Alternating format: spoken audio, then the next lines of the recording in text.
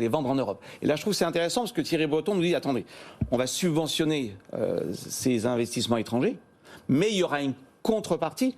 La contrepartie, ça sera la sécurité des approvisionnements. En clair, s'il y a un jour une crise, toute la question est de savoir qu'est-ce qu'on entend par crise, ça va être compliqué à écrire ça, si un jour il y a une crise, alors il y a une priorité pour que ces usines implantées en Europe servent l'Europe. C'est ce qu'ont fait, rappelez-vous, les Américains avec Trump en matière de vaccins.